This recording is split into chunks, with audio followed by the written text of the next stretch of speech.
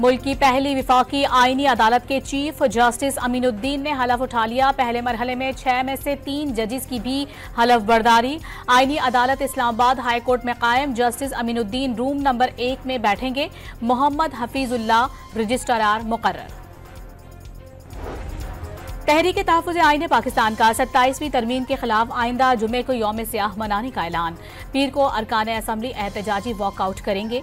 Opposition इत्तेहाद का आइन असल शक्ल में बहाल करने का मुतालबा। दूसरे वनडे मैच में पाकिस्तानी बैटर्स की जिम्मेदाराना बैटिंग। श्रीलंका के 289 रन हदफ के ताक़ुब में 2 विकेटों पर बैटिंग जारी। बाबर आजम की भी निस्फ सेंचुरी मुकम्मल। पेशावर में शादी के दौरान हवाई फायरिंग की वीडियो वायरल। पुलिस ने दुल्हा समेत 12 अफराद गिरफ्तार कर लिए। 2 गाड़ियां भी जेरे तहवील।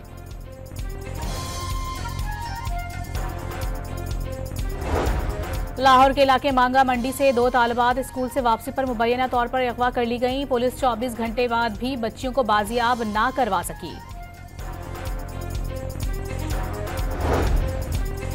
पंजाब भर के स्कूलों में खसरा वैक्सीनेशन मुहिम 17 नवंबर से शुरू होगी। महकमा सेहत की 11 मुंतखब अजला में पोलियो के कतरे भी पिलाने की हिदायत।